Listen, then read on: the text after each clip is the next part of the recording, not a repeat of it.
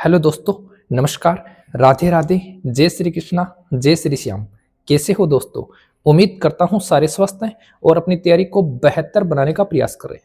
साथियों, L2 science math का paper हो चुका है, जिसकी आंसर की आपको इसी यूट्यूब चैनल के माध्यम से मिल गई होगी। साथियों, आज इस पेपर को मैं दोबारा आपके सामने लेकर आया हूँ। इस पेपर को दोबारा लाने का उद्देश्य ये है, जो मेरे साथी भाई अन्य किसी भर्ती की तैयारी कर रहे हैं और यहां से जो सिलेबस मैच होता है, वहां पर साथियों इन क्वेश्चनों के आने की प्रबल संभावना है। हम हर एक क्वेश्चंस को डीपली और इसके इर्द गिर्द जो भी क्वेश्चंस बन सकते हैं उन पर भी साथियों चर्चा करेंगे। शुरू करते हैं मेरे दोस्तों अपना पहला क्वेश्चन। क्वेश्चन क्या है? निम्नलिखित में से कौन से x square minus 5x plus 6 के गुणनखंड नहीं है? इंपोर्टेंट नाम है साथियों, नहीं है। इसका मतलब हमारे पास में इसके गुणनखंड जो नहीं है वो हमारा क्या होगा? आंसर होगा। साथियों, गुणनखंड कैसे निकालते हैं उस चीज पे अपन चर्चा करते हैं। हमारे पास है साथियों x square minus 5x plus 6। ये हमारे पास में एक क्या है? बहुपद है। अब मेरे दोस्तों मैं आपको बता दूं, यहां जो बीच वाला पद होता है जिसे हम x का गुणांक बोलते हैं, इसके साथियों हम दो टुकड़े करते हैं, जोड़ेंगे या घटाएंगे तब हमारे पास में यही संख्या आनी चाहिए, लेकिन गुणा करने पर हमारे पास में 6 और इसका जो गुणांक 1 है, इन दोनों का गुणा आना चाहिए। तो ऐसे हमारे पास में संख्या है साथियों 2 और 3। ऑप्शंस की बात करें तो ऑप्शन में भी क्या दे रखा है? 2 और 3 दे रखा है। तो हम क्या लिख सकते हैं? यहां 2 और 3 लिख सकते हैं। कैसे लिखेंगे? x स्क्वायर माइनस पहले बड़ा नंबर 3x माइनस साथियों दूसरा नंबर 2x प्लस क्या हो जाएगा? 6 हो जाएगा। मैंने मेरे दोस्तों इन दोनों को माइनस लिया है, क्योंकि माइनस को माइनस से गुणा करूंगा, मेरे पास में आना चाहिए 6, तो 2 3 हो जाएगा 6। माइनस 3 और माइनस 2 क्या बन जाएगा? माइनस का 5। अब मेरे साथी भाइयों, दो दो की जोड़ी बना लो। यहां से क्या कॉमन आ सकता है? x कॉमन आ सकता है। x का भाग दूंगा, मेरे पास में बचेगा x, माइनस क्या बचेगा साथियों? 3।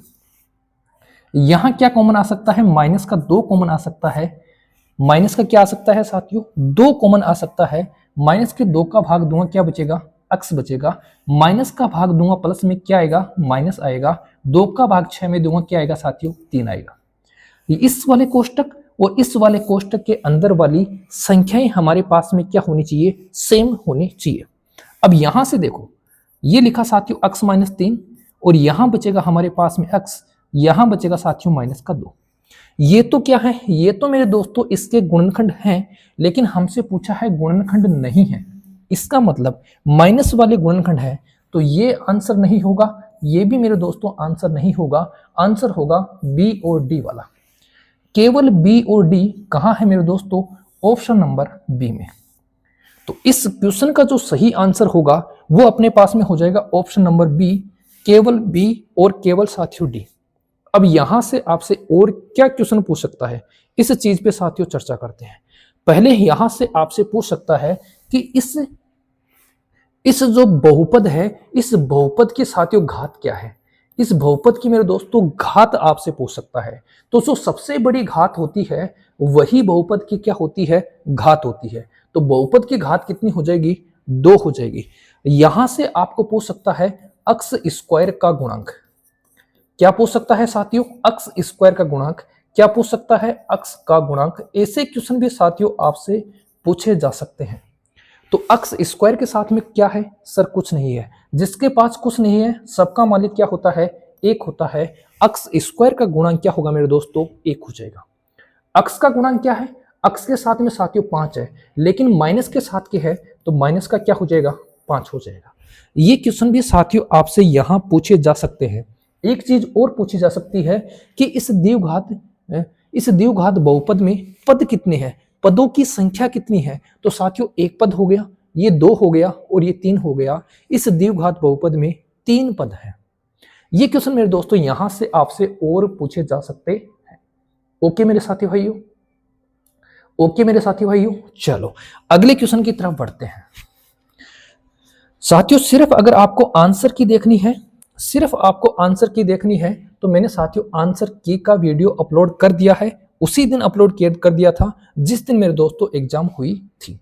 अगला क्वेश्चन देखो, इसने बोला है बिंदु 2, 3 समीकरण 2y बराबर ax प्लस 3 के ग्राफ पर स्थित है, तो मेरे दोस्तों a का मान क्या होगा। अब हमारा काम क्या रहेगा, हमारा काम सिर्फ इतना ही है मेरे दोस्तों, जो बिंदु हैं इसे हमें समीकरण के अंदर रखने हैं। ये जो बिंदु हैं 2, 3, इसका मतलब साफ है, पहले वाला बिंदु निरूपित करेगा अक्ष को, दूसरे वाला बिंदु निरूपित करेगा किसको मेरे दोस्तों, y को निरूपित करेगा। तो अक्ष के प्लेस पे हमें 2, अक्ष के प्लेस पे हमें क्या रखना है 2, y की जगह हमें क्या रखना है 3 हम रख देंगे। तो 2 गुणा y का मतलब हो गया साथियों 3 बराबर a गुणा अक्ष का मान कितना है, अक्ष का मान है 2 प्लस कितना हो जाएगा साथियों 3 हो जाएगा। ये हो जाएगा 3 दूनी 6, इस 3 को इधर ले आओ तो किसका बन जाएगा माइनस का, बराबर हो जाएगा साथियों a गुणा 2। 6 में से 3 घटाऊंगा मेरे पास आएगा 3, ये 2 गुणा में है तो मेरे दोस्तों किस में आ जाएगा, भाग में आ जाएगा। किसके बराबर हो जाएगा, a के बराबर हो जाएगा। हमसे क्या पूछा है, a किसके बराबर है, तो a बराबर होगा मेरे दोस्तों किसके, 3/2 के। ओके मेरे साथी भाइयों, मैं आपको बता देता हूं, पेपर बनाने वाले ने बहुत ही जबरदस्त तरीके से साथियों पेपर सेट किया है। अब कई साथी भाई बोलेंगे सर इसमें हमें बहुत टाइम लगा, मैं मेरे दोस्तों को बता दूं इतना टाइम लेने वाला पेपर नहीं था मेरे दोस्तों, इतना टाइम पेपर लेने वाला नहीं था। अगर आपके बेसिक कंसेप्ट क्लियर हैं, आप चंद सेकंडों में आंसर दे सकते थे। कैसे मेरे दोस्तों, आ गया समझ में। अब अगला देखो, अगला देखो मेरे दोस्तों, क्वेश्चन नंबर अपना आएगा 3। अब इस चीज को भी ध्यान से समझना, इस चीज को भी ध्यान से सुनना। इसने बोला है निम्नलिखित को घटते हुए क्रम में व्यवस्थित कीजिए। घटते हुए क्रम में व्यवस्थित करना है। यहां लिखा है 1, यहां लिखा है मेरे दोस्तों 2, यहां लिखा है √2, √2 का मान हो जाएगा 1.414। यहां लिखा है मेरे दोस्तों √3, इसका मान हो जाएगा 1.732, और यहां लिखा है मेरे दोस्तों पाई, जिसका मान होता है 3.14। इसका मतलब सबसे लास्ट में कौन आएगा, अच्छा घटते हुए क्रम में लिखना है, घटते हुए क्रम में लिखना है। इसका मतलब सबसे बड़ा मान कौन सा है, सबसे बड़ा मान है C, ये कट गया, ये कट गया। सबसे बड़ा कौन है साथियों, C, तो 2 ऑप्शन कट गए। C के बाद में क्या आएगा, C के बाद में आएगा B, C के बाद में B कहां है, ये रहा मेरे दोस्तों, ये लो। अब बताओ इसमें ज्यादा टाइम लेने वाली चीज कहां है, C के बाद में B आएगा, क्योंकि B का मान हमारे पास में 2 है। ज्यादा समय लेने वाला था ही नहीं मेरे दोस्तों। अगर आप लोग ये मान ना निकालकर सीधा भी करते तो पाई के बाद में आपको पता है कि पाई के बाद में आएगा 2, मतलब C के बाद में B आएगा। बस इतना ही काम था। ओके मेरे साथी भाइयों, समझ में आया, आ गया। अब एक चीज और बता दूं मेरे दोस्तों, ये जो पाई होती है, ये पाई हमारे पास में अपरिमेय संख्या है। पाई हमारे पास में कैसी संख्या है, अपरिमेय संख्या है। और ये जो 22/7 है, ये हमारे पास में कैसी संख्या है, ये हमारे पास में परिमेय संख्या है। हमारे पास में अगर मैं √2 की बात करूं, √3 की बात करूं, तो ये दोनों ही कैसी संख्या है, ये दोनों ही मेरे दोस्तों अपरिमेय संख्या है। याद रख लेना, √2 का मान 1.414 होता है, √3 का मान 1.732 होता है। ओके मेरे दोस्तों, चलो अगले क्वेश्चन की तरफ बढ़ते हैं। इस क्वेश्चन को देखो साथियों, माना अक्स बराबर ये है, तो अक्स माइनस 1/x किसके बराबर होगा। थोड़ी सी त्रुटि है मेरे दोस्तों, इसको भी समझ लो, ध्यान से समझना क्या होगा। यहां दे रखा है साथियों अक्स बराबर आपको 2 + √3, फिर आपको निकालना है अक्स माइनस 1/x। पहले मेरे दोस्तों 1/x पे चर्चा करते हैं। 1/x का मतलब क्या हो गया, 1/x का मतलब हो गया 2 प्लस क्या हो जाएगा साथियों, √3। 1/x का मतलब हो गया 2 प्लस क्या हो जाएगा साथियों, √3, क्योंकि ये 2 + √3 है, ये हो जाएगा। इसका साथियों आप परमीकरण कर दो, क्या हो जाएगा, 2 - √3 आ जाएगा। यहां भी मेरे दोस्तों 2 - क्या आ जाएगा, √3 आ जाएगा। ऊपर मेरे साथी भाइयों मेरे पास आएगा 2 - √3, नीचे मेरे पास में क्या आएगा, 2 का वर्ग हो जाएगा साथियों 4, √3 का वर्ग हो जाएगा साथियों मेरे पास में कितना, 3, ये आ जाएगा। ओके मेरे दोस्तों, ये आ जाएगा। इसका मतलब नीचे क्या बचेगा, नीचे हमारे पास में क्या बचेगा, नीचे हमारे पास में 1 बचेगा। अब हमारा क्वेश्चन बन गया, अक्स, जो अक्स का मान है वो रख दो। अक्स का मान है साथियों 2 + √3, ये माइनस का चिन्ह, ये मान रख दो, 2 प्लस क्या आ जाएगा साथियों, √3। 2 से कटेगा 2, √3 और √3 क्या बन जाएगा, ये बन जाएगा साथियों 2√3। ये लो, कहाँ है, ऑप्शन नंबर सी, ये लो राइट आंसर। अब मैं एक चीज और बता दूं साथियों आपको, एक चीज मैं आपकी और क्लियर कर देता हूं। अगर ये चीज आपको नहीं पता है, इसे बोलते हैं साथियों हर का परमीकरण करना। हर का परमीकरण करना, ये साथियों कक्षा 9 में है। पूरा का पूरा जो पेपर पूछा गया है वो साथियों 6 से लेकर 10 तक की किताबों से पूछा गया, पूरा का पूरा पेपर वहां से पूछा गया। इसे बोलते हैं साथियों हर का परमीकरण करना। ठीक है, कैसे, देखो यहां प्लस का चिन्ह है, यहां माइनस का चिन्ह है, बस इतना याद रखना है।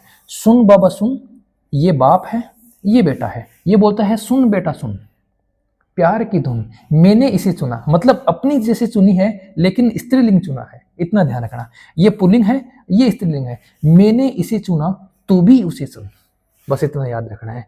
परमे का मतलब है सुन बेटा सुन, प्यार की धुन, मैंने इसे चुना तू भी इसे चुन, मतलब मैं इससे गुणा हूंगा तो भी इससे गुणा होगा, बस इतना याद रखना है। ओके मेरे दोस्तों, चलते हैं आगे। चलो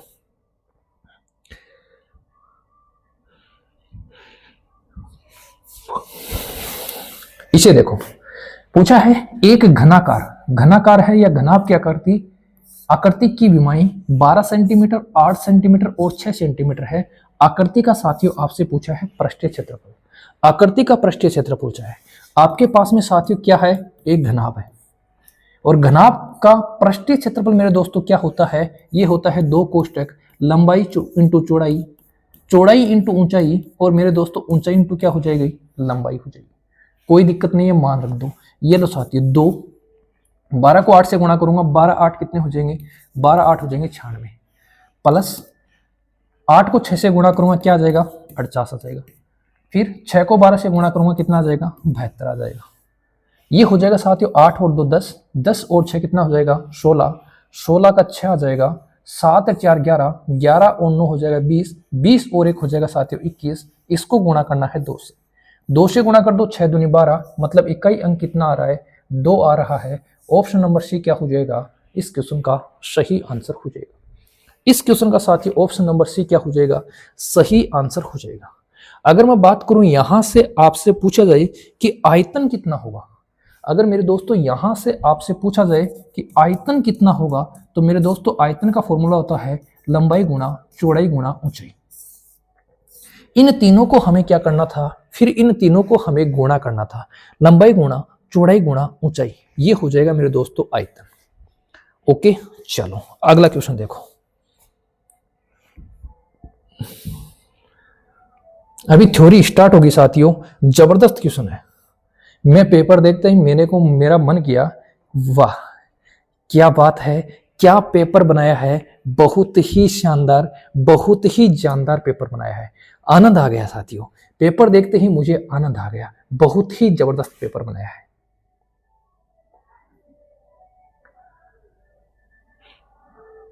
चलो अब इसको देखो, एक आवर्ती बहुभुज की रचना के चरणों के, आवर्ती बहुभुज है साथियों, इसकी रचना के चरणों को व्यवस्थित करना है। हम आवर्ती बहुभुज कैसे बनाते हैं, ऐसे ही बनाते हैं मेरे दोस्तों। ओके, पहले क्या करेंगे, कक्षा अंतराल को निकालेंगे, कक्षा अंतराल को निकालेंगे, अंतराल को निकालकर क्या करेंगे साथियों, अपन ऐसे डायग्राम बनाते हैं। ऐसे ही होता है क्या मेरे साथी भाइयों, बता दो मुझे, ऐसे ही होता है। ये हमने अंतराल को निकाल दिया, उसके बाद में हम क्या करेंगे, उसके बाद में साथियों आयत चित्र को हम आरेखित करेंगे। अंतराल निकाल दिया, अब आयत चित्रों को हमने क्या किया है, आरेखित किया है। अब क्या करेंगे साथियों, मध्य बिंदुओं को चुनेंगे। इसका मध्य बिंदु ये है, इसका मध्य बिंदु ये है, इसका मध्य बिंदु ये, और इसका मध्य बिंदु ये, इनको चुनेंगे। और लास्ट में रहेगा मध्य बिंदुओं को जोड़ना। इन मध्य बिंदुओं को क्या करेंगे साथियों, हम ऐसे ऐसे ऐसे जोड़ेंगे। ऐसे ही होता है अपना काम, बोलो मेरे साथी भाइयों, ऐसे ही होता है क्या अपना काम, बिल्कुल सर ऐसे ही होता है। तो पहले क्या आएगा, पहले मेरे दोस्तों आ जाएगा डी। डी कहाँ है सर, 3 में है डी। दूसरी बार क्या आएगा, सी आएगा। डी के बाद में सी कहाँ है सर, ये 2 ऑप्शन कट गए। फिर तीसरी बार आ जाएगा अपने पास में मध्य बिंदुओं को चुनना, तीसरे में आएगा ए, मतलब ऑप्शन नंबर डी क्या हो जाएगा इस क्वेश्चन का राइट आंसर। बस मेरे दोस्तों थ्योरी का क्वेश्चन था, आप इस इजी वे में इस क्वेश्चन का आंसर दे सकते थे। चलो अब अगला क्वेश्चन देखो साथियों। अगला क्वेश्चन देखो, ये चीज समझ में आ गई। चलो अगला देखो फिर साथियों, क्वेश्चन थ्योरी के बनने लगे हैं, तो थ्योरी पे आप लोग क्या करेंगे, अपनी कमांड बनाने का प्रयास करेंगे। थ्योरी के क्वेश्चन ज्यादा पूछ रहे हैं साथियों, तो आपकी थ्योरी क्या होनी चाहिए, क्लियर होनी चाहिए। अभी ये आय चित्र का पूछा था, हो सकता है साथियों आपसे पाई चार्ट का पूछ ले, हो सकता है आपसे दंड आरेख का पूछ ले, तो ये चीजें भी साथियों आपको कवर होनी चाहिए। ओके चलो इसको देखो, निम्नलिखित त्रिभुजों के बारे में कौन सा कथन सत्य है। सत्य पूछा है, अंडरलाइन कर लो। समद्विबाहु त्रिभुज के दो कोण समान होते हैं, बिल्कुल साथियों सही बात है। पूरा मैं यहां से इसको डिटेल से बताने वाला हूं। जितनी भुजाएं बराबर, जितनी साथियों त्रिभुज की भुजाएं बराबर, उतने ही क्या होंगे साथियों, कोण बराबर होंगे। कहने का मतलब अगर समबाहु त्रिभुज है तो तीन भुजाएं बराबर, तीनों कोण बराबर। समबाहु त्रिभुज का प्रत्येक कोण कितने डिग्री का, 60 डिग्री का। समद्विबाहु का मतलब सर दो भुजा बराबर, दो भुजा बराबर, इसका मतलब मेरे दोस्तों दो कोण बराबर। एक त्रिभुज के कोणों का योग 180 डिग्री होता है साथियों, एक त्रिभुज के कोणों का योग 180 डिग्री होता है। ये हमारे पास में त्रिभुज है, इस त्रिभुज के ये तीन कोण हैं, इन तीनों कोणों का योग कितना होता है, 180 डिग्री। अगर मैं बात करूं साथियों त्रिभुज के बाह्य कोण, त्रिभुज के कौन से कोण, बाह्य कोण, और बाह्य कोणों का जो योग होता है वो होता है साथियों कितना, 360 डिग्री। याद रखना, अंतः कोणों का योग होता है 180 और बाह्य कोणों का योग होता है 360। अंतः कोणों वालों को ऐसे ही बोला जाता है कि त्रिभुज के कोणों का योग कितना होता है, 180 डिग्री। अब समझो, एक त्रिभुज में दो अधिक कोण हो सकते हैं। मेरे साथी भाइयों, एक त्रिभुज में दो अधिक कोण नहीं हो सकते। सर कैसे नहीं हो सकते, इस चीज को नोट करो। जैसे मैंने ये रेखा खींची और यहां से मैंने साथियों एक अधिक कोण बना दिया, मान लो कि ये कोण 110 डिग्री का है। अगर मैं मेरे दोस्तों यहां से भी एक अधिक कोण बनाता हूं, जिसे मान लिया मैंने कितने डिग्री का है, 100 डिग्री का है, बोलो मेरे दोस्तों त्रिभुज बना क्या, बोलो मेरे साथी भाइयों त्रिभुज बना क्या, नहीं बना। इसका मतलब एक त्रिभुज में दो अधिक कोण नहीं हो सकते, ये बिल्कुल गलत है। एक त्रिभुज में दो कोण हो सकते हैं, ये भी साथियों बिल्कुल गलत है, क्योंकि त्रिभुज में कोण कितने होते हैं, एक हो गया, दो हो गया, तीन। त्रिभुज में तीन कोण होते हैं, तो option number C, option number D दोनों ही क्या है साथियों, गलत है। अब ऊपर चेक करेंगे, क्या पूछा है, सत्य पूछा है। सत्य कौन है, केवल ए और बी। सत्य कौन है साथियों, केवल ए और बी। ओके ओके मेरे साथी भाइयों, समझ में आया तो फिर बढ़ेंगे आगे। त्रिभुज के बारे में साथियों आपको मैं चर्चा दे रहा हूं। त्रिभुज में हमारे पास में तीन कोण होते हैं, तीनों ही कोणों का योग 180 डिग्री होता है। अगर बाह्य कोणों की बात करें तो योग होता है 360 डिग्री। त्रिभुज में तीन भुजाएं, तीन कोण और तीन शीर्ष होते हैं।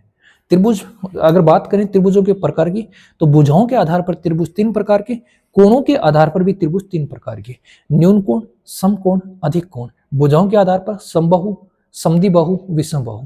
जिस त्रिभुज के जितने कोण बराबर उतनी ही भुजाएं बराबर होती हैं। एक चीज और बता देता हूं यहां से, एक चीज और बता देता हूं, अगर कोई साथी भाई लिखना चाहता है तो वो लिख भी सकता है, कोई साथी भाई लिखना चाहता है तो वो लिख भी सकता है। क्या होता है साथियों, किसी भी त्रिभुज की, बहुत इंपॉर्टेंट है, किसी भी त्रिभुज की,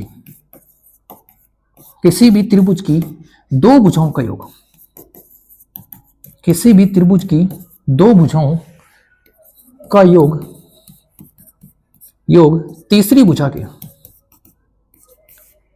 किसी भी त्रिभुज की दो भुजाओं का योग तीसरी भुजा से हमेशा बराबर होता है, हमेशा बड़ा होता है। बहुत इंपॉर्टेंट लाइन है साथियों, हमेशा बड़ा होता है। किसी भी त्रिभुज की दो भुजाओं का योग तीसरी भुजा से हमेशा बड़ा होता है। अगर बड़ा नहीं है त्रिभुज नहीं है। जैसे मैंने बोला एक त्रिभुज की तीन भुजाएं हैं, 1 सेंटीमीटर, 2 सेंटीमीटर और 3 सेंटीमीटर। साथियों यहां से त्रिभुज बनेगा ही नहीं। आप फुट की सहायता से बनाने का प्रयास करोगे, स्केल की सहायता से बनाने का प्रयास करोगे, यहां से त्रिभुज बनेगा नहीं। कैसे नहीं बनेगा, क्योंकि ये दो भुजाओं का जोड़ है वो 3 है, और इस एक भुजा, इसका मान भी कितना है 3, और 3 किसके बराबर हो गया, 3 के बराबर हो गया। लेकिन होना क्या चाहिए, दो भुजाओं का योग तीसरी भुजा से क्या होना चाहिए, बड़ा होना चाहिए। बड़ा नहीं है, इसका मतलब त्रिभुज नहीं बनेगा। इसका मतलब साथियों त्रिभुज नहीं बनेगा। आ गए समझ में? आगे बढ़ते हैं।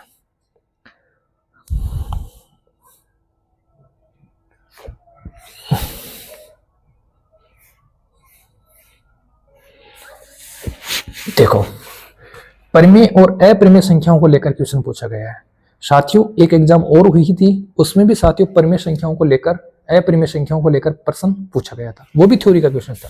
इसने बोला है दो परिमेय संख्याओं का योग और अंतर परिमेय होता है। बिल्कुल सही बात है। कैसे? दो परिमेय संख्या है, ये परिमेय संख्या है, ये मेरे साथियों परिमेय संख्या है, इन दोनों को जोड़ूंगा मेरे पास में आएगा दो। परिमेय संख्या ये परिमेय संख्या है, ये भी मेरे पास में परिमेय संख्या है, इनका अंतर मेरे पास में आएगा -2, ये भी परिमेय संख्या है। ओके, ये भी मेरे साथियों परिमेय संख्या है। दो अपरिमेय संख्याओं का योग या अंतर अपरिमेय संख्या होता है। बिल्कुल गलत है। कैसे? ये दो अपरिमेय संख्या, ये भी अपरिमेय, ये भी मेरे साथी भाइयों अपरिमेय, इनका मैं अंतर करूंगा मेरे पास में क्या आएगा 0, और ये 0 क्या है? ये 0 है परिमेय। गलत हो गया। दो परिमेय संख्याओं में गुणा परिमेय होता है। बिल्कुल सही है। दो परिमेय संख्या, 2 को गुणा कर दो साथियों 2 से, 2 को गुणा कर दो साथियों 0 से। किसी भी दो परिमेय संख्याओं को अगर आप गुणा करोगे, आपके पास में परिमेय संख्या ही आने वाली है, इस बात का ध्यान रखना। अगर भाग करोगे तो परिमेय संख्या नहीं आएगी। तो मेरे दोस्तों फिर परिमेय संख्या नहीं आएगी। कई कंडीशन में अपने पास में अनडिफाइंड हो जाएगा, परिभाषित तो नहीं होगा, तो हमारे पास में ऐसी संख्या आ जाएगी। दो अपरिमेय संख्याओं का गुणनफल अपरिमेय होता है, ये भी गलत है। ये लाइन साथियों पूछी हुई है, दो अपरिमेय संख्याओं का गुणनफल सदैव होता है। ये प्रश्न पूछा गया था कि दो अपरिमेय संख्याओं का गुणनफल सदैव होता है। ऑप्शन से सदैव परिमेय, सदैव अपरिमेय, कभी परिमेय कभी अपरिमेय, ऐसा प्रश्न पूछा गया था। तो दो अपरिमेय संख्याओं का गुणनफल, एक अपरिमेय संख्या √2 है, दूसरी अपरिमेय संख्या √2 है, दोनों को मैं गुणा करूंगा मेरे पास आएगा √4, √4 का मान होता है 2, जो कि क्या है? परिमेय है। तो दो अपरिमेय संख्याओं का गुणनफल अपरिमेय होता है। बिल्कुल क्या है साथियों? गलत है। सही क्या है? ऑप्शन ए और सी। कहां है? ये रहा मेरे दोस्तों, केवल ऑप्शन ए और सी क्या हो जाएगा? सही हो जाएगा। ओके मेरे साथी भाइयों, परिमेय और अपरिमेय संख्या आपको समझ में आई। परिमेय संख्या वे होती हैं जिनको साथियों हम P/Q के रूप में लिख सकते हैं, जहां ये जो Q है, इस Q का मान क्या नहीं होना चाहिए? 0 नहीं होनी चाहिए। इन्हें हम बोलते हैं परिमेय संख्या। जिनको P/Q के रूप में नहीं लिखा जा सकता, उन्हें हम बोलते हैं साथियों अपरिमेय संख्या। अगर साथियों आपको वीडियो पसंद आ रहा है तो सभी मेरे साथी भाई सेशन को शेयर पक्का करेंगे। ओके, अगर अभी जुड़े हो तो लाइक कर दो। अगला देखो,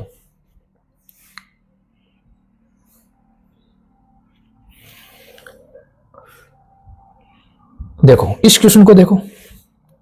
क्या क्वेश्चन है? इसने बोला है निम्नलिखित के क्षेत्रफलों को घटते हुए क्रम में क्या करना है? व्यवस्थित करना है। ये है साथियों वर्ग। वर्ग का क्षेत्रफल होता है भुजा गुणा भुजा, मतलब क्या हो जाएगा? 4 × 4, और 4 × 4 क्या हो जाएगा? 16। ये है मेरे दोस्तों आयत। आयत का क्षेत्रफल होता है लंबाई गुणा चौड़ाई, इसका मतलब 4 × 5, और 4 × 5 क्या हो जाएगा? सर 20 हो जाएगा। ये है साथ है समकोणीय त्रिभुज। समकोणीय त्रिभुज का मतलब हो गया समकोण त्रिभुज, जिसका साथियों आपके पास में लंब और आधार दोनों ही क्या है? 6 है। समकोण त्रिभुज का क्षेत्रफल होता है 1/2, लंब गुणा क्या होता है साथियों? आधार होता है। 2 से काट दो, कितनी बार कटेगा? 3 बार, और 6 से कितना हो जाएगा? 18 हो जाएगा। ओके, अब देखो साथियों, यहां दिया है वृत्त, और वृत्त के अकॉर्डिंग हमारे पास में त्रिज्या का मान 3 है, तो πr² क्या हो जाएगा? πr²। पाई का मान हो जाएगा साथियों 22/7, आर का मान हो जाएगा 3, और अगेन आर का मान हो जाएगा 3। अगर 22/7 की जगह आप लोग 3.14 लेते हो तो और इजी हो जाएगा। 3 3 9 9 3 कितना हो जाएगा? 27। तो यहां से लगभग कितना आ रहा है साथियों? 27 आ रहा है। तो सबसे पहले कौन आएगा? सबसे पहले डी आएगा, मतलब ये कट गया, ये कट गया। डी के बाद में बी आएगा, डी के बाद में बी कहाँ है? सर ये रहा। तो ऑप्शन नंबर बी क्या हो जाएगा? इस क्वेश्चन का सही आंसर हो जाएगा। साथियों लेंथी नहीं है, आपको सिर्फ ऑप्शन 2 ही तो चेक करने हैं, एक ऑप्शन काटना है, आपका काम बन गया। पूरे तो चेक ही नहीं करने। और इनमें क्या है? ये है साथियों 4, 16 हो जाएगा, ये 20 हो जाएगा, ये हो जाएगा आपके पास में 18, ये आपके पास में हो गया 27। ये लो आंसर दे दो, कोई दिक्कत ही नहीं है, नॉर्मल से चीजें हैं साथियों। ओके, लेकिन पेपर बनाने वाले की मैं तारीफ करूंगा, सारे कंसेप्ट साथियों आपको एक ही क्वेश्चन में उसने पूछने का प्रयास किया है। ओके, ऐसे ही क्वेश्चन बनेंगे साथियों, आगे आगामी परीक्षाओं में ऐसे ही क्वेश्चन पूछेंगे। तभी मैंने साथियों इस पेपर का पूरा आपको एनालिसिस करके यहाँ आपके सामने प्रस्तुत किया है। अब अगला देखो, ये क्वेश्चन साथियों एक मान लो पुराने जमाने से पूछ लिया, पहले ऐसे क्वेश्चन पूछते थे, आजकल साथियों इन क्वेश्चनों को नहीं पूछते हैं, थ्योरी ज्यादा पूछी जाती है। इस क्वेश्चन को भी चेक कर लो, चलो इसको भी चेक कर लो। यदि किसी वृत्त की त्रिज्या 50% बढ़ा दी जाती है तो उस वृत्त के क्षेत्रफल में कितने परसेंट की वृद्धि होगी? दोनों ही चीज पढ़ेंगे, क्षेत्रफल में कितनी होगी और उसकी परिधि में कितनी होगी। साथियों परिधि में ओनली 50% की ही वृद्धि होगी, इस बात का ध्यान रखना। अब बात करते हैं क्षेत्रफल की। यहां पूरा डिटेल से समझ लेना या फॉर्मूले से समझने का प्रयास करोगे तो फॉर्मूले से समझ लेना। 50% वृद्धि का मतलब हो गया साथियों 50 + 50। अगेन क्या होगा साथियों 50 × 50 और बट्टे में क्या जाएगा 100 आ जाएगा। ओके, ये जीरो ये जीरो ये जीरो ये कट गई, 50 से 50 100, 100 और 5 से 5 25, 125%। इस तरीके से भी कर सकते हो। पूरा आपको डिटेल में पढ़ना है तो ऐसे भी समझ लो।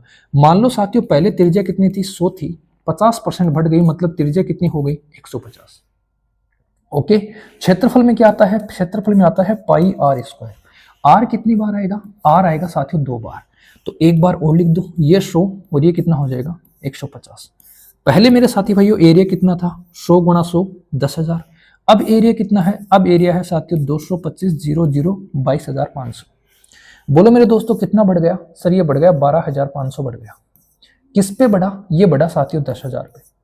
परसेंट के लिए किससे गुणा करेंगे? सर 100 से। 4 जीरो है, वो 4 जीरो से 4 जीरो कट जाएंगे, हमारे पास में बचेगा 125%। ये लो, ऐसे भी आप लोग इसको समझ सकते हो। तो ऑप्शन नंबर बी क्या हो जाएगा? इस क्वेश्चन का सही आंसर हो जाएगा। ओके ओके मेरे दोस्तों, लास्ट में मेरे साथी भाई ये भी बताएंगे कि हमने साथियों कहाँ गलती की है, आपने कहाँ गलती की है और कितने क्वेश्चन आपके सही हुए हैं, ये भी मुझे आप लोग बताओगे। चलो अगला देखो,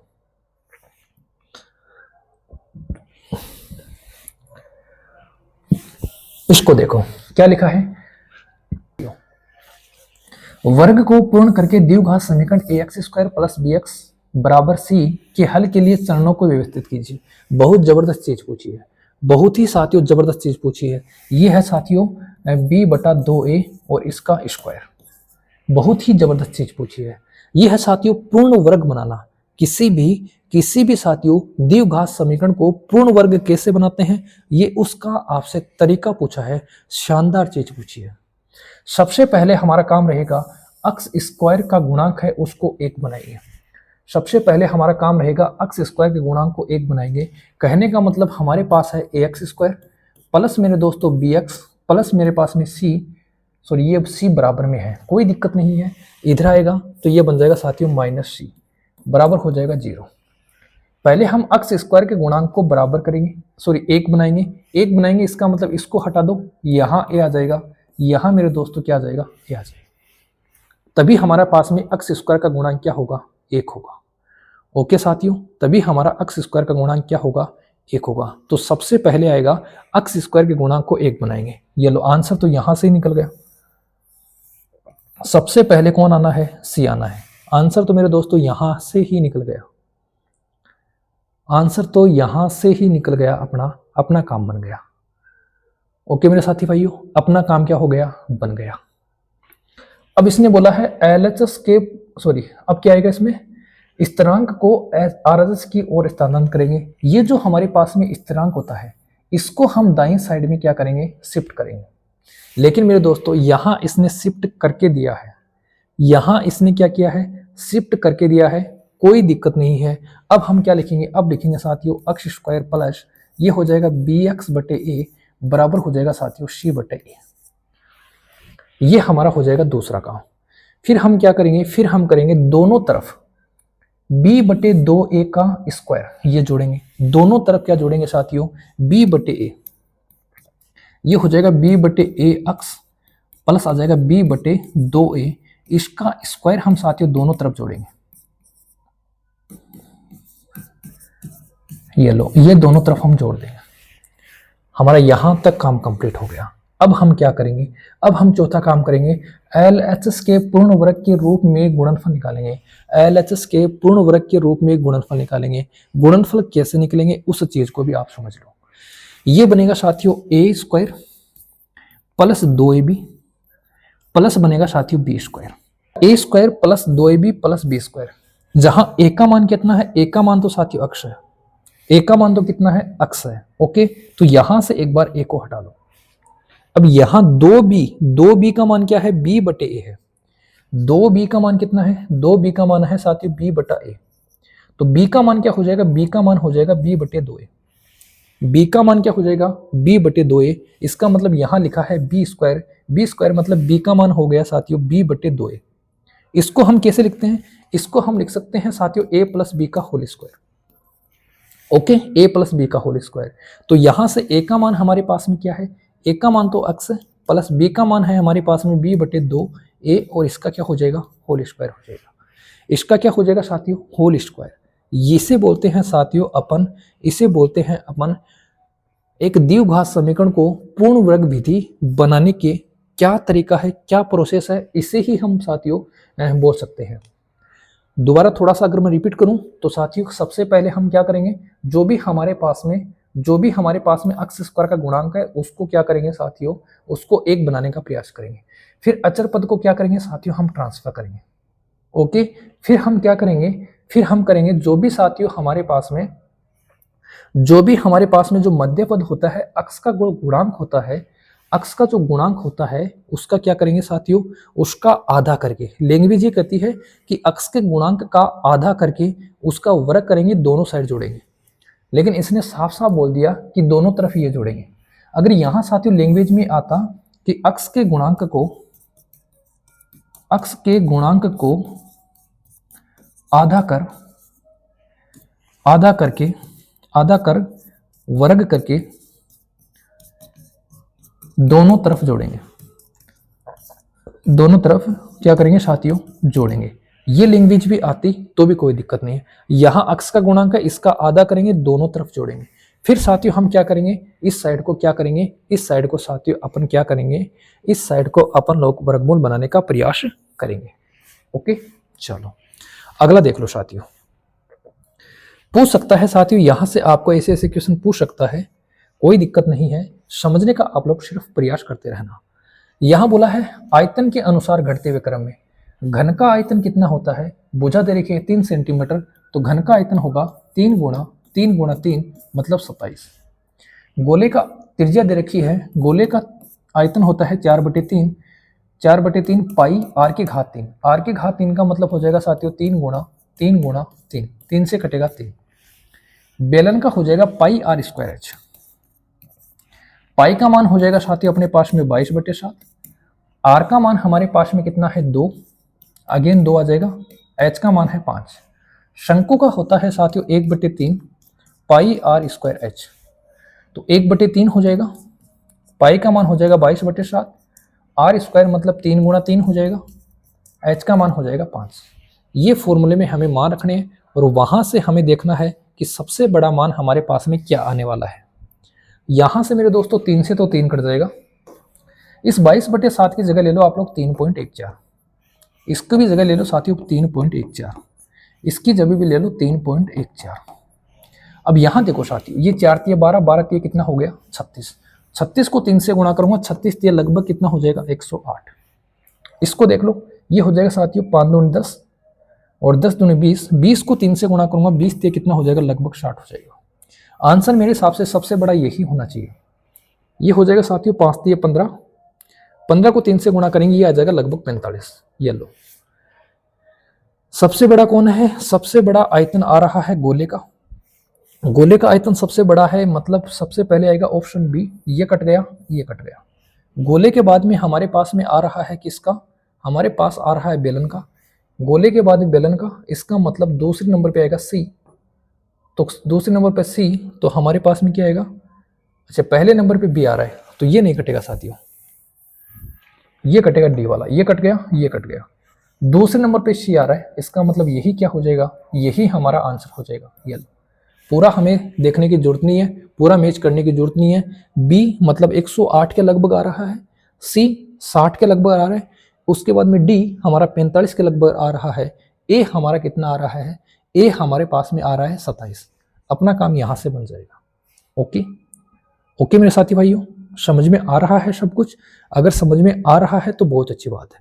अब मेरे दोस्तों यहां से क्या पूछ सकता है, यहां से आपसे ये आयतन को लेकर पूछा है आपसे साथियों, यहां क्षेत्रफल, वक्र पृष्ठ का क्षेत्रफल या संपूर्ण पृष्ठ क्षेत्रफल, इनको लेकर भी पूछ सकता है।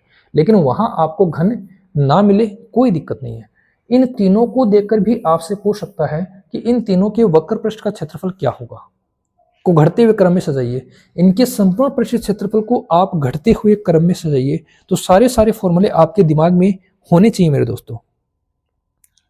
सारे फॉर्मूले आपके दिमाग में क्या होने चाहिए, सेट होते होने चाहिए। ओके अगला देखो, थोड़ा सा साथियों मैं स्पीड से चल रहा हूं, ज्यादा टाइम नहीं खराब करेंगे, लेकिन पेपर फिर बता रहा हूं जबरदस्त है। अब इस चीज को समझो, कई मेरे साथी भाई इसमें बोलेंगे सर इसमें भी हमें बहुत टाइम लगा। मेरे साथी भाइयों टाइम ज्यादा नहीं लगना था, आपने टाइम ज्यादा लगा दिया होगा, ज्यादा टाइम लगने वाला पेपर नहीं था। इस चीज को भी आप लोग कैसे समझेंगे, यहां आ जाओ। इसने हमसे क्या बोला है, इसने बोला है साथियों माध्यिका ज्ञात करो, माध्यिका ज्ञात करो। माध्यिका ज्ञात करने का मतलब है हमें क्या लिखना है, हमें आरोही क्रम में लिखना है। हमें कौन से क्रम में लिखना है, आरोही क्रम में लिखना है। आरोही क्रम का मतलब है हमारे पास में सबसे पहले 2 आएगा, सबसे छोटा मान 2, फिर मेरे पास में क्या आएगा, 2 से बड़ा है 5, 5 ले लो, फिर मेरे पास में क्या आएगा 7, एक जगह 2 जगह, ये 2 जगह मेरे पास में आ गया 7। फिर मेरे पास में क्या है, मेरे पास में यहाँ 8 है, यहाँ 8 है, 2 जगह 8 है। फिर मेरे पास में क्या आएगा, मेरे पास में 8 के बाद में आ जाएगा 10, 2 जगह 10, ये आ गया 10। फिर मेरे पास में क्या आ जाएगा, एक बार गिन लो, 1 2 3 4 5 6 7 8 हो गए, इधर गिनो 1 2 3 4 5 6 7 8 9 10 11 12 13 14 15 16। एक मान और ले लो, एक मान और ले लो, 10 के बाद से बड़ा कौन है, 10 के बाद में है 14, ये लो। बस इतने ही लिखने हैं अपन को, सारे नहीं लिखने, इतने ही लिखने हैं। क्यों, क्योंकि माध्यिका का मतलब होता है साथियों बीच वाला। माध्यिका का मतलब क्या होता है, बीच वाला। कब, आरोही क्रम में लिखने के बाद में बीच वाला। हमारे पास में टोटल कितने हैं, 16 टोटल हैं। इसका मतलब बीच में कौन होंगे, बीच में हमारे पास में आएगा कौन सा, एक तो आ जाएगा साथियों 8 नंबर का, एक हमारे पास में आ जाएगा 9 नंबर का। सही है, 1 2 3 4 5 6 7 8 और 9 ये आ गए। ये दोनों हमारे पास में क्या आएंगे, बीच में आएंगे। इधर 7 जोड़ देंगे, इधर 7 छोड़ देंगे, ये दोनों बीच में आएंगे। ठीक है, अगर बीच में एक ही मान होता तो वही हमारा क्या होता, वही हमारी माध्यिका होती। लेकिन यहाँ 2 मान आए हैं तो दोनों को क्या करेंगे साथियों, जोड़ेंगे और 2 का भाग दे देंगे। तो 14 और 10 24, 24 में 2 का भाग देंगे, हमारे पास में क्या आ जाएगा, ऑप्शन नंबर बी। ओके, ऐसे निकालते हैं मेरे दोस्तों माध्यिका। अगर बात करूं मैं यहां माध्य की, अगर बात करूं साथियों माध्य की, तो इन सभी को क्या करेंगे, जोड़ेंगे। कितनी संख्याएं हैं, 16 है तो 16 का भाग देंगे। ऐसे निकालते हैं साथियों माध्य। अगर मैं बहुलक की बात करूं, अगर मेरे दोस्तों बहुलक की बात करूं, तो जो सबसे ज्यादा बार आया है वही क्या होगा, बहुलक होगा। सबसे ज्यादा बार आने वाला अंक क्या होता है, बहुलक होता है। एक नाम और आता है, वो आपको कंफ्यूज कर सकता है, माध्यक। माध्यक याद रखना साथियों, माध्यक और माध्यिका दोनों एक ही चीज है। यहाँ के दोनों एक ही बात है। माध्यक निकालो चाहे माध्यिका निकालो, तरीका यही रहने वाला है। अब बता दो, सेट है मामला? चलो फिर, सुन बाबा सुन प्यार की धुन, मैंने तुझे चुन लिया तू भी मुझे चुन। चलो इसको देख लो, एक संख्या को उसके घन में से घटाने के बाद 210 आता है तो संख्या है। अब साथियों 210 के नजदीक कौन सी घन संख्या है, सर 216 है। किसका घन है, 6 का घन है। ये लो, 216 में से कितना घटाना है, 6, कितना आ रहा है, 210। ऑप्शन नंबर ए क्या हो जाएगा, सही हो जाएगा। इसमें तो कुछ सोचने वाली बात ही नहीं थी, बेसिक क्वेश्चन था बिल्कुल नॉर्मल कि 6 का घन 210 के नजदीक होता है, 216 आता है, 216 में से वही संख्या घटानी है, आंसर आना है। चलो नॉर्मल बिल्कुल बेसिक क्वेश्चन था साथियों। इसको देखो, ये अच्छा क्वेश्चन है। यहाँ से आपसे और क्या क्वेश्चन पूछ सकता है उस पर भी हम चर्चा करेंगे साथियों, कि यहाँ से और आपसे कोई आगे एग्जाम होगी तो वहां पर क्या क्वेश्चन पूछ सकता है वो भी अपन चर्चा करेंगे। देखो नीचे दी गई कौन सी संख्याओं के युग्म के बहुत से अनंत हल है। अनंत हल है साथियों, मैं आपको 3 कंडीशन बताता हूँ। ये हमारे पास में कक्षा 10 में अपने पास में प्रश्नावली है 3 की 2 चर वाले रेखिक समीकरण। यहां से साथियों 3 कंडीशन बनती है। पहली कंडीशन, हमारे पास में एक हल होगा, हमारे पास में क्या होगा साथियों, एक हल होगा। दूसरी कंडीशन, हमारे पास में होगा साथियों कोई हल नहीं, कोई हल नहीं। तीसरी कंडीशन है साथियों अपने पास में अनंत हल की, अनंत हल। ये 3 कंडीशन है, एक हल, कोई हल नहीं, अनंत हल। एक हल का मतलब है साथियों रेखाएं क्या होंगी, आपस में काटेंगे। ऐसे रेखाएं हमेशा आपस में क्या करेंगे, काटेंगे। जिस बिंदु पर काटेंगे वही हल होगा। कोई हल नहीं, इसका मतलब रेखाएं क्या होंगी, समांतर होंगी। अनंत हल का मतलब क्या है, एक रेखा होगी उसी के ऊपर क्या होगी साथियों, दूसरी रेखा होगी। जहां जहां बिंदु होंगे वे सारे के सारे क्या होंगे, हल होंगे। ये 3 कंडीशन है। इसमें से हमारे पास में जो कंडीशन है वो अनंत हल वाली कंडीशन है। मतलब रेखाएं क्या होंगी, रेखाएं हमारे पास में होंगी साथियों समपाती। रेखाएं हमारे पास में क्या होंगी, समपाती होंगी। समपाती होने की कंडीशन क्या है, समपाती मेरे दोस्तों होने की कंडीशन क्या है, उस चीज पर भी अपन चर्चा करेंगे। क्या कंडीशन है समपाती होने की, पहले मैं बताता हूं साथियों एक हल की क्या कंडीशन है। एक हल की कंडीशन ये है कि जो A1 है, A1 बटे A2 बराबर नहीं होना चाहिए B1 बटे B2 के।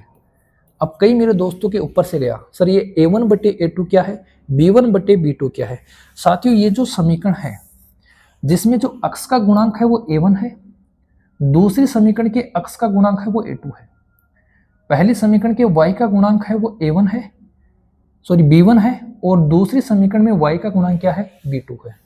ओके, कोई हल नहीं, इसका मतलब क्या है, रेखाएं समांतर है। रेखाएं समांतर हैं तो कंडीशन क्या बनेगी, A1 बटे A2 बराबर होगा किसके, B1 बटे B2 के, लेकिन बराबर नहीं होगा किसके, C1 बटे C2 के। ओके, और अनंत हल की कंडीशन क्या होगी, A1 बटे A2 बराबर होगा साथियों B1 बटे B2 बराबर होगा साथियों C1 बटे C2 के। ये कंडीशन बनेगी, ये हमारे पास में कंडीशन बनेगी। इन कंडीशन के अकॉर्डिंग हम चेक करने का प्रयास करेंगे। अब ज्यादा माथापड़ी भी नहीं है, चेक कैसे करेंगे। यहां देखो, यहां अक्ष का गुणांक कितना है साथियों, 1 है, यहां कितना है 2, तो ये बनेगा 1 बटे 2। यहां y का गुणांक है 1, यहां y का गुणांक है -1, ये दोनों बराबर नहीं है, मतलब यहां से क्या होगा, एक हल होगा, अनंत हल नहीं होगी। यहां अक्ष का गुणांक है 1, y का गुणांक है हमारे पास में 2, अक्ष का गुणांक 1 है, दूसरी समीकरण में अक्ष का गुणांक है 2, y का गुणांक 1 है, यहां गुणांक है 2, यहां अचर पद 1 है, और यहां हमारे पास में है 2। ओके, तो ये क्या होगी, एक तो ये होगी, क्योंकि तीनों ही मान क्या आ रहे हैं, बराबर आ रहे हैं। इसे देखो, ये होगा साथियों 1 बटे 1, 1 बटे 2, ये नहीं होगी। इसको देखो, ये हमारे पास में है 2y बराबर 2 अक्ष, 2y बराबर 2 अक्ष है, 2y बराबर 2 अक्ष साथियों, 2y बराबर क्या है, 2 अक्ष है। 2 से 2 काट दो, y को उधर ले जाओ, तो अक्ष माइनस क्या हो जाएगा, y बराबर क्या आ जाएगा, 0, और यही समीकरण ये है, अक्ष माइनस y बराबर 0। इसको 1 बटे 1 माइनस 1 बटे -1, 0 बटे 0, तो हमारे पास में ये भी क्या है, ये भी हमारे पास में क्या है साथियों, मान हमारे पास में क्या है, बराबर है।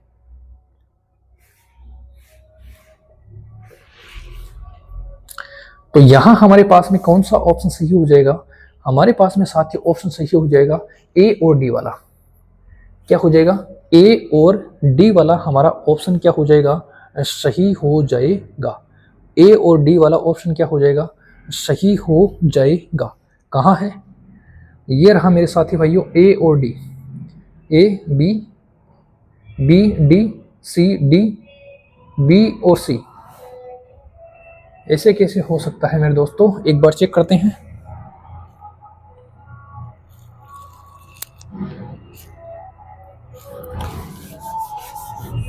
ए और डी नहीं साथियों, बी और डी है ना, बी और डी, ये है बी और ये है साथियों डी, क्योंकि बी का ही मान बराबर आया था। तो केवल बी और डी सही है, ये ऑप्शन नंबर ए, केवल बी और डी सही है। ए और डी सही नहीं है, क्योंकि ए का मान तो हमारे पास में मैच नहीं हुआ, यहां से तो हमारे पास में आएगा एक हल होगा। इसको हमने देखा था, इसमें हमारे पास में क्या आएगा, इसमें भी हमारे पास में यही कंडीशन मिलेगी। तो तीन कंडीशन है, तीनों कंडीशन मैंने आपको बता दी है, एक हल की, कोई हल नहीं और अनंत हल। आगे साथियों आगामी परीक्षाओं में यहां से क्वेश्चन पूछेगा, तो इससे बाहर क्वेश्चन पूछने की संभावना नहीं होगी। ओके, चलो अगला क्वेश्चन देखो।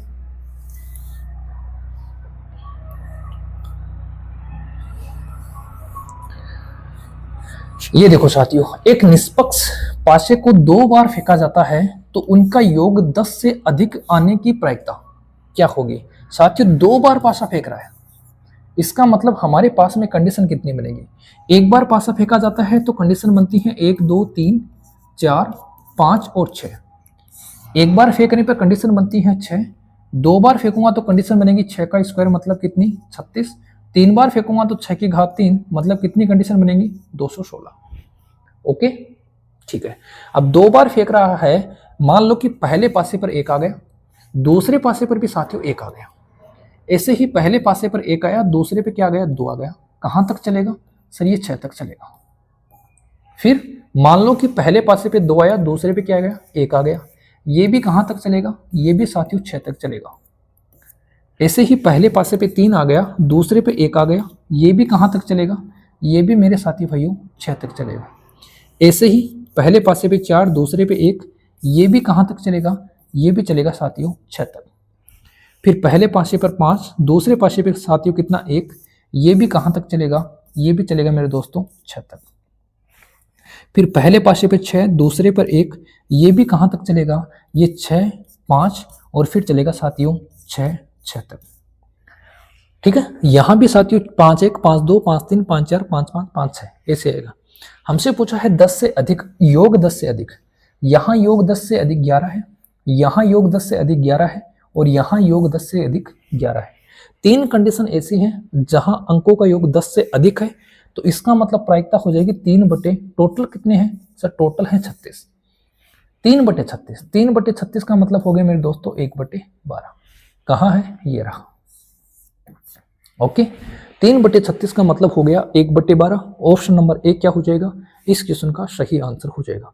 अब यहां से आपसे क्या पूछ सकता है, यहां से मेरे दोस्तों आपसे पूछ सकता है अंकों का योग 13 होने की प्रायिकता। अंकों का योग 13 कभी नहीं होगा, ये 10वीं की बोर्ड में है क्वेश्चन कि अंकों का योग 13 होने की। अंकों का योग कभी भी मेरे दोस्तों 13 नहीं होता है, तो अंकों का योग 13 होने की प्रायिकता क्या होगी, 0 होगी। ये मेरे दोस्तों एक असंभव घटना है और असंभव घटना की प्रायिकता ऑलवेज 0 होती है। अगर कोई घटना निश्चित है तो निश्चित घटना की प्रायिकता क्या होती है, निश्चित घटना की प्रायिकता हमारे पास में हमेशा 1 होती है।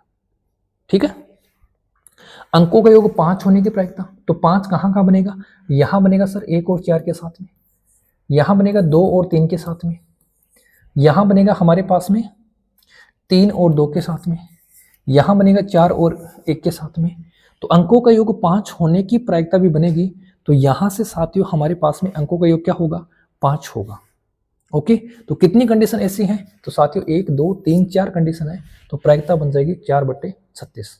ओके साथी भाइयों, चलो अगले क्वेश्चन की तरफ बढ़ते हैं।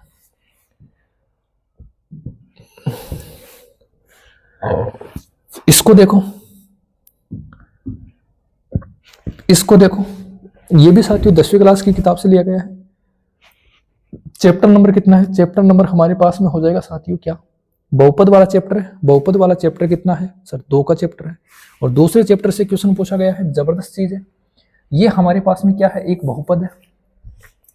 बहुपद हमारे पास में है साथियों अक्ष स्क्वायर माइनस 2 अक्ष, अक्ष स्क्वायर माइनस का हो गया साथियों 2 अक्ष प्लस हो गया 1। इसके हमारे पास में मूल है वो अल्फा और बीटा है। मूल हमारे पास में क्या है साथियों, अल्फा और बीटा। तो हमसे क्या दिया गया है, वो चीजों मूलों का योग दिया है साथियों। मूलों का योग होता है अल्फा जोड़ बीटा बराबर माइनस का बी बटे ए। मूलों का गुणनफल होता है अल्फा इंटू बीटा बराबर होता है सी बटे ए। ये 2 चीज याद रखो, अल्फा जोड़ बीटा माइनस का बी बटा ए। ये माइनस का बी बटा ए कहां से आ रहा है, इस चीज को भी समझो। हमारे पास में द्विघात समीकरण का व्यापक रूप होता है ax² प्लस bx+c, ये होता है साथियों। तो मोलों का जोड़ होता है -b/a, मतलब यहां वाली संख्या और इसके नीचे यहां वाली संख्या। तो यहां वाली संख्या क्या है सर? -2। यहां वाली संख्या क्या है? -2। चीज और ध्यान रखना, यहां भी माइनस है, यहां भी माइनस है, तो क्या बन जाएगा? प्लस। यहां वाली संख्या क्या है? कुछ नहीं है, इसका मतलब 1 है। ये दिया है अल्फा प्लस बीटा बराबर 2। ओके, राइट है। अल्फा इंटू बीटा c/i, ये रहा c मतलब 1, ये रहा a मतलब 1, तो ये भी सही है। ये भी मेरे दोस्तों क्या है? सही है। अब यहां लिखा है अल्फा माइनस बीटा बराबर -1। साथियों इस चीज को यहां समझने का प्रयास करना। अल्फा और बीटा इन दोनों का जोड़ कितना है? 2 है। अल्फा इंटू बीटा इन दोनों का गुणा कितना है? 1 है। ये तभी संभव है जब ये भी 1 है, ये भी 1 है। 1 और 1 2 हो जाएगा, और 1 को मैं 1 से गुणा करूंगा तो 1 आ जाएगा। अल्फा किसके बराबर है? अल्फा बराबर है किसके? बीटा के। इसका मतलब ये भी सही है। तो केवल ए बी और डी, ए बी और डी, ऑप्शन नंबर सी क्या होगा इस क्वेश्चन का सही answer. Okay, option number C क्या होगा इस क्वेश्चन का सही आंसर। पूरा साथियों मैं आपको डिटेल से बताने का पूरा प्रयास कर रहा हूं। ओके साथी भाइयों, हालांकि मैंने बहुपद का टॉपिक पढ़ाया है और उस बहुपद के टॉपिक का मैंने वीडियो डाला था, वहां से मैंने सारी ये चीजें बताई हैं। 10वीं क्लास का ही वीडियो डाला था और वहां से सारी साथियों ये क्वेश्चन पूछे गए हैं, है ना। चलो अगला देखो।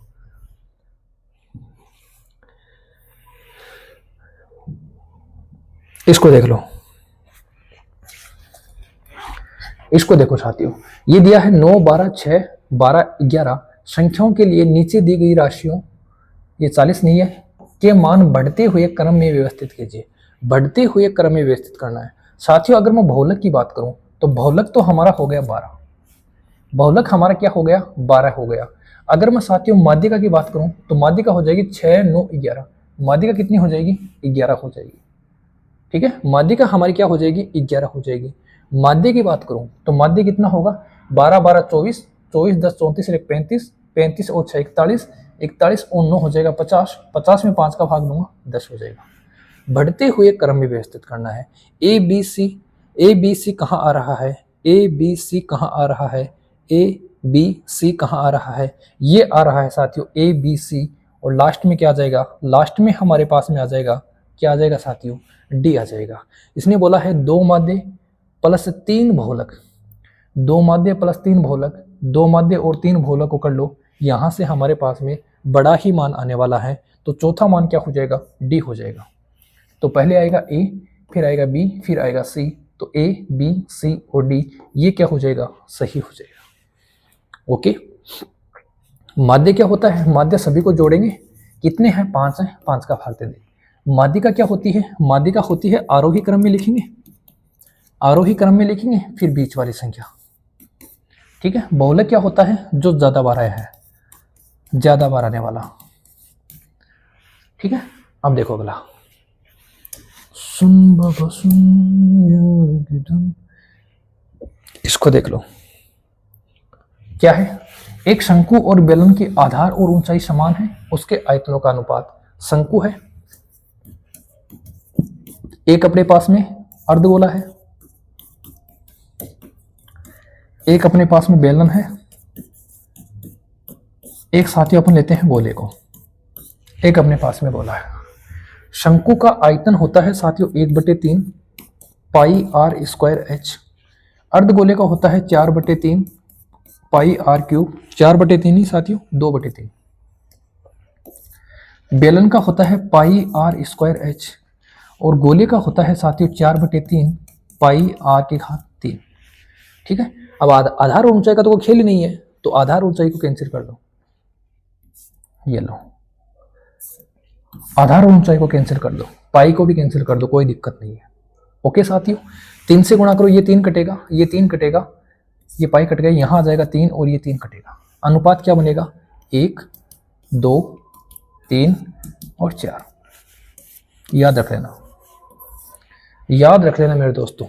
शंकु, अर्धगोला, बेलन और गोला, चारों का अनुपात मैंने आपको एक साथ बता दिया। क्या होगा? 1, 2, 3, 4। यहां हमारे पास में पूछा है शंकु और बेलन, तो 1 और 3, option number D. Okay, option number D. चारों मैंने साथियों आपको एक साथ बता दिए हैं। जो भी आपको अच्छा लगेगा, जो भी आपको पसंद आए, जो भी एग्जाम में क्वेश्चन पूछा जाए, आप उसके अकॉर्डिंग इसका आंसर दे दोगे। ओके, ओके मेरे साथी भाइयों, सही है। अब देखो अगला क्वेश्चन, देखो कोई अगर दोस्त नोट कर रहा है या स्क्रीनशॉट ले रहा है तो साथियों वो स्क्रीनशॉट ले सकता है। अब इस क्वेश्चन को देखो, ये 9वीं क्लास की किताब से पूछा गया। हाँ, ये मेरे दोस्तों 9वीं क्लास की किताब से पूछा गया। आपसे वो क्वेश्चन पूछे गए हैं जो आपको पढ़ाने हैं।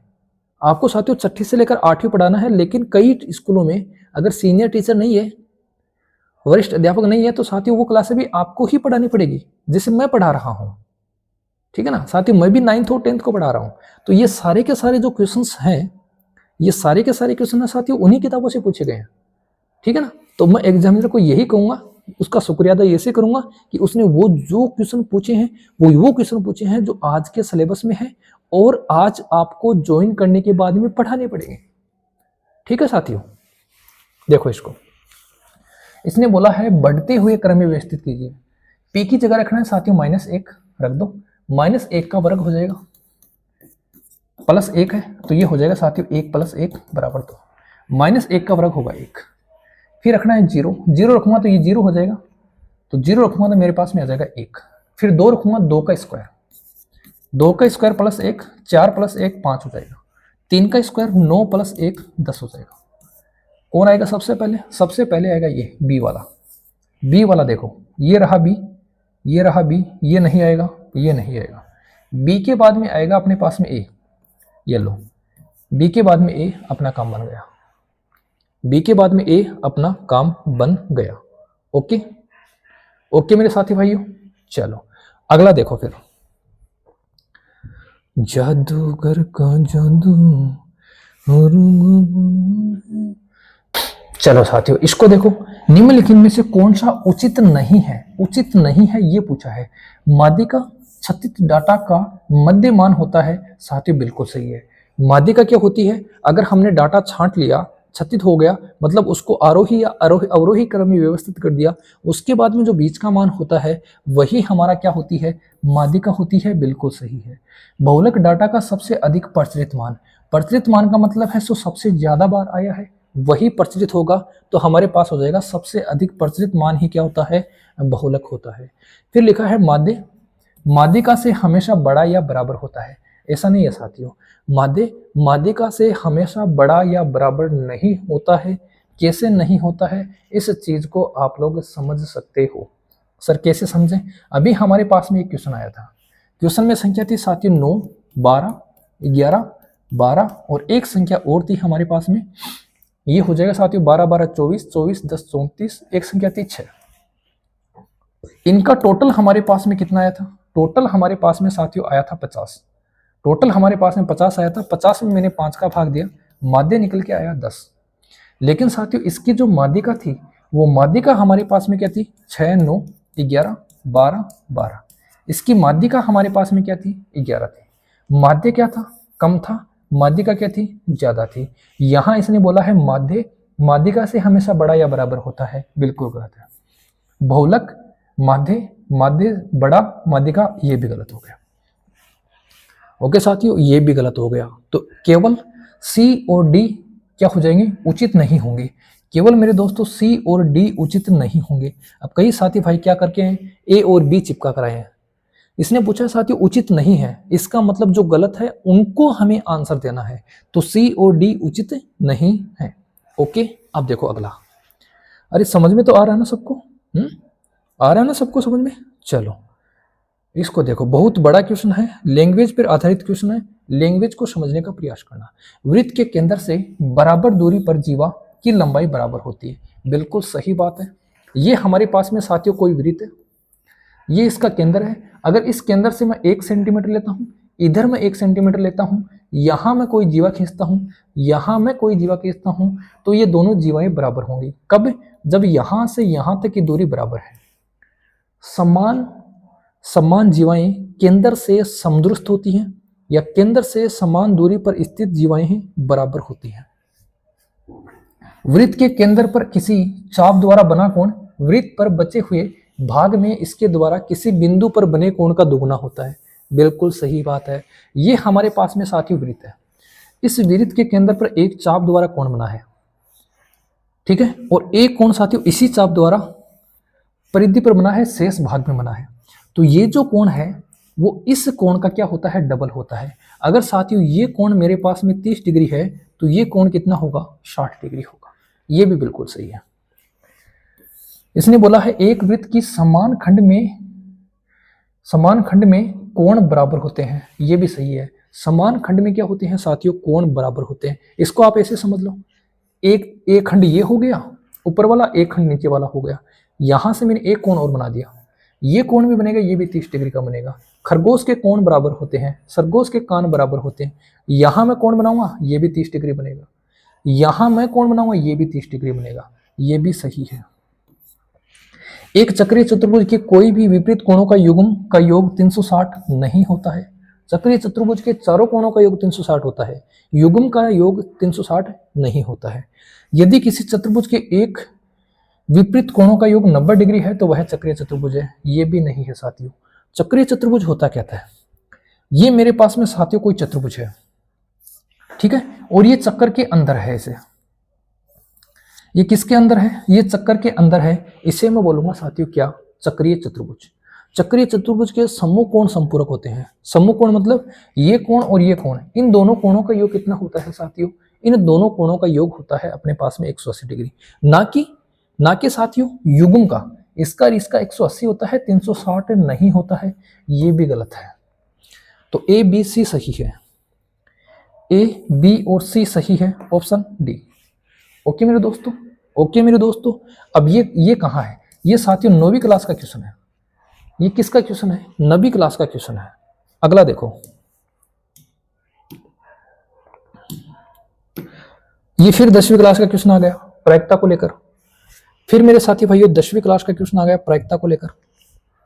क्या लिखा है, एक पूर्णांक को 1 से 100 में से यादृच्छिक रूप से चुना जाता है, वह 2 और 5 दोनों से विभाज्य हो। साथियों 2 और 5 दिया है, 2 और 5 का मतलब है उसमें 2 का भाग भी जाएगा, उसमें साथी भाइयों 5 का भाग भी जाएगा। मतलब सीधी सी बात है 10 का भाग जाएगा। तो 10 का भाग जाएगा 1 से लेकर 100 तक की संख्या जिनमें 10 का भाग जाता है वो है कौन सी सर, 10 है, 20 है, 30 हो जाएगी, 40 हो जाएगी, 50, 60, 70, 80, 90 और कितनी हो जाएगी 100। कितनी संख्याएं सर, 10 संख्याएं। संख्या कितनी है 10, टोटल संख्या कितनी है 100। प्रायिकता क्या बचेगी 1/10। ये लो, बिल्कुल बेसिक नॉर्मल क्वेश्चन, बिल्कुल नॉर्मल क्वेश्चन साथियों। ऑप्शन नंबर बी क्या हो जाएगा, सही आंसर हो जाएगा। ओके, बिल्कुल नॉर्मल क्वेश्चन है, बिल्कुल बेसिक क्वेश्चन है। किसी को इन क्वेश्चनों में घबराने की कोई जरूरत ही नहीं थी। चलो अगला देखो,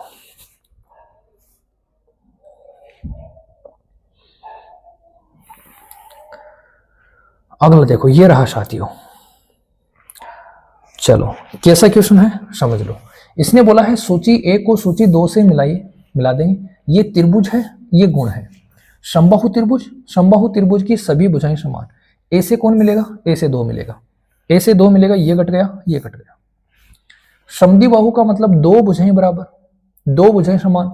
ये लो, बी से कौन मिलेगा, 1 मिलेगा, बी से 1 मिलेगा। ये लो, आंसर तो यहां बन गया। ए से 2 मिलेगा, बी से 1 मिलेगा। समकोणीय त्रिभुज का मतलब है जिसका एक कोण क्या होता है 90 डिग्री। विषम बाहु त्रिभुज का मतलब है जिसकी सभी भुजाएं क्या होती हैं, विभिन्न लंबाई की होती हैं। हालांकि मैं त्रिभुजों के बारे में आपसे चर्चा कर चुका हूं। समकोण त्रिभुज का मतलब है जिसका एक कोण 90 डिग्री होता है। समबाहु मतलब जिसकी सभी भुजाएं बराबर। विषम बाहु का मतलब सभी भुजाएं अलग अलग माप की।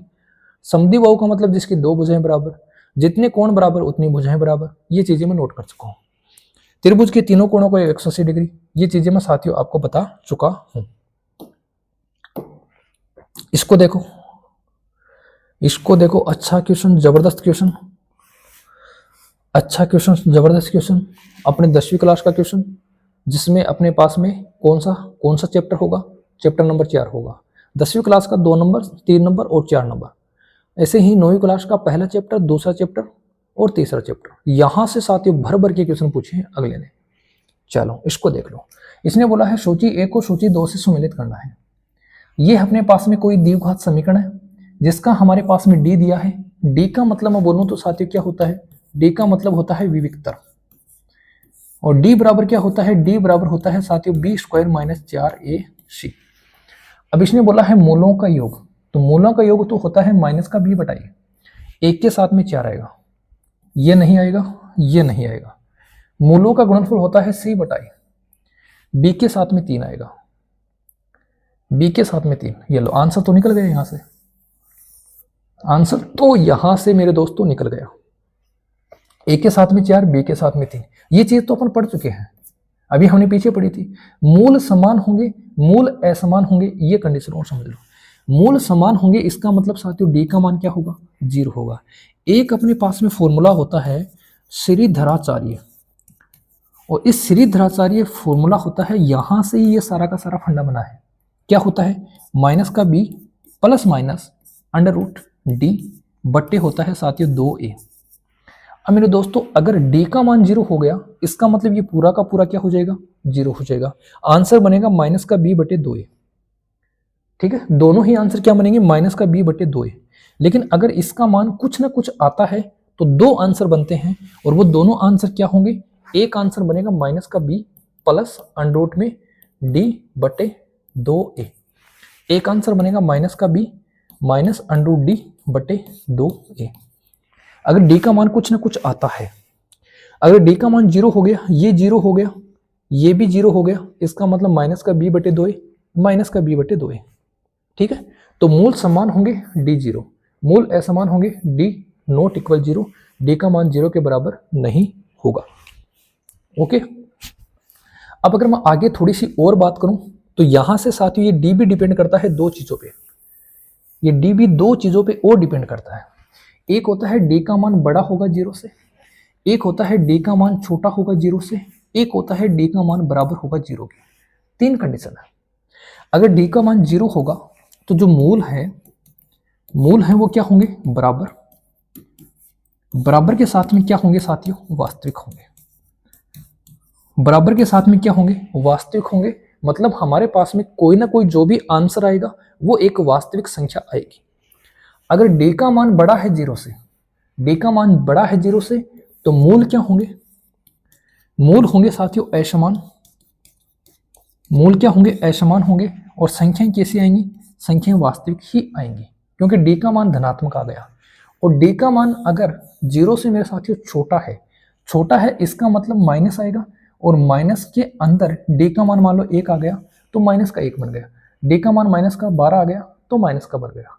यहां से मूल क्या होंगे, मूल होंगे अपने पास में असमान, लेकिन मेरे साथियों एक संख्या बनेगी, और वो कैसी बनेगी, वो बनेगी काल्पनिक। कैसी संख्या बनेगी, काल्पनिक संख्या बनेगी। तो यहां से भी मेरे दोस्तों आपसे क्वेश्चन पूछा जा सकता है मूलों को लेकर। अगर मूलों में d का मान 0 है तो मूल कैसे होंगे, अगर d का मान 0 से बड़ा है तो मूल कैसे होंगे, और अगर d का मान 0 से छोटा है तो मूल कैसे होंगे।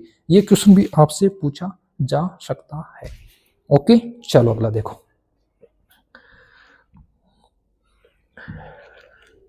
अब तो साथियों ज्यादा क्वेश्चन नहीं बचे हैं, इसको समझ लो। सूची 1 को सूची 2 से मिलाना है। न्यून कोण का मतलब हो गया साथियों 90 से छोटा, 90 से क्या हो गया, छोटा। कौन सा चैप्टर, कक्षा 9 चैप्टर नंबर 6, जिसमें कोण और रेखाओं के बारे में चर्चा की है। अधिक कोण का मतलब हो गया 90 और 180 के बीच वाला। समकोण का मतलब हो गया 90 डिग्री वाला। प्रतिवर्ती कोण का मतलब हो गया 180 से बड़ा, 360 से छोटा। एक हो जाएगा अपने पास में सरल कोण, सरल कोण का मतलब हो गया 180 वाला। एक हमारे पास में आएगा संपूर्ण कोण, संपूर्ण कोण का मतलब हो गया 360। ओके, ये लो संपूर्ण कोण का मतलब हो गया 360। अब इसको मिला लो। न्यून कोण का मतलब 90 से छोटा, समकोण का मतलब 90 डिग्री, प्रतिवर्ती कोण का मतलब 180 360 के बीच में, अधिक कोण का मतलब ये, मतलब पहले से मिलेगा 3, पहले से 3 मिलेगा, ये कट गया, ये कट गया, पहले से 3, दूसरे से मिलेगा 1, दूसरे से 1। ऑप्शन नंबर सी क्या हो जाएगा, सही। ये लो बस खेल खत्म। ये सारी चीजें आपने समझ ली। सरल कोण 180 डिग्री का, संपूर्ण कोण कितना होता है 360 डिग्री। संपूर्ण कोण कितने डिग्री का 360 का। ओके। सरल कोण का दूसरा नाम होता है रिजु कोण, ये भी होता है। सरल कोण या रिजु कोण एक ही बात होता है। हालांकि रेखीय कोण युग्म भी होते हैं, अपने पास में सम्मुख कोण होते हैं, एकांतर कोण होते हैं, शीर्षाभिमुख कोण होते हैं, संगत कोण होते हैं, बहुत होते हैं साथियों। लेकिन कभी आपकी थ्योरी की क्लास लेंगे तो आपको बेहतर तरीके से हम समझाने का पूरा प्रयास करेंगे। इस चीज को और समझो। इसमें भी वही है, सूची 1 को हमें सूची 2 से मिलानी है। ओके मेरे साथी भाइयों, सूची 1 को सूची 2 से मिलानी है। चलो मेरे दोस्तों, इसको भी देख लो। सूची 1 में सीधी रेखाओं का युग्म है, सूची 2 में उसके गुण है। पहला हमारे पास में है x प्लस वाई बराबर 1, x माइनस वाई बराबर 1। हमारे पास में 4 ऑप्शन है, y x के समांतर, x अक्ष के समांतर, प्रतिच्छेदी रेखाएं। तो मेरे दोस्तों यहां से जो रेखाएं बनेगी वो प्रतिच्छेदी बनेगी। कैसे? ये a1 बटे a2, a1 बटे a2 का मतलब हो गया 1 बटे 1, b1 बटे b2 का मतलब हो गया 1 बटे माइनस 1, जो बराबर नहीं है। बराबर नहीं है इसका मतलब यहां से जो मिलान होगा वो होगा 4 से। इसका मतलब ये कट गया, ये कट गया, इन दोनों में से कोई आंसर है। बी वाला मिलान करेगा 3 से, दोनों ही जगह बी वाला 3 से मिलान कर रहा है। चलो बी वाले को 3 से मिलान कर दो, ठीक है। अब सी और डी में बात रहेगी, ये लिखा है x बराबर 1 और x बराबर माइनस 1। साथियों हमारे पास में कार्तीय तल ऐसे बनता है, ये हमारे पास में x वाली रेखा है, ये x का माइनस 1, ये x का प्लस 1, ये है अपने पास में x और x डेश रेखा। अब इसने बोला है x का मान कितना है 1 है, इसका मतलब यहां से रेखा ऐसे बनेगी, इस प्रकार यहां से इसके ऊपर, ठीक है। x का मान हमारे पास में क्या है 1 है, तो ऐसे रेखा बनेगी। और हमारे पास में x का माइनस 1 है, तो यहां से ऐसे रेखा बनेगी। तो ये दोनों ही रेखाएं किसके समांतर है? y के समांतर है। तो x वाला c वाला बनेगा y के समांतर, ये हो जाएगा। c वाला 1 मिलेगा, c वाला 1 ये रहा, ये ऑप्शन सही हो जाएगा साथियों। ऐसे देखो, x का मान 1 है, इसका मतलब 1 के सीधे में रेखा खींचेगी, तो ये जो रेखा खींचेगी ये रेखा y एक्सिस के समांतर होगी। अगर y का मान 1 है तो रेखा बनेगी ऐसे, माइनस 1 के लिए, ये बनेगी साथियों प्लस 1 के लिए। तो ये रेखा किसके समांतर होगी? y एक्सिस के समांतर होगी। ओके, y बराबर x है और y बराबर माइनस x है, इसको भी समझ लो। y बराबर x है, देखो y का मान x के बराबर है, x 1 है, y 1 है, इसका मतलब बिंदु यहां आएगा। x 2 है, y 2 है, इसका मतलब बिंदु यहां आएगा। मतलब ये जो रेखा बनेगी ये मूल बिंदु से ऐसे बनेगी, ठीक है। तो इसने बोला है वे प्रतिच्छेदी रेखाएं जो उद्भव होता है कहां से? मूल बिंदु से गुजरती हैं। तो रेखाएं ऐसे जाएंगे साथियों मूल बिंदु से। ओके, चलो अगला देखो साथियों,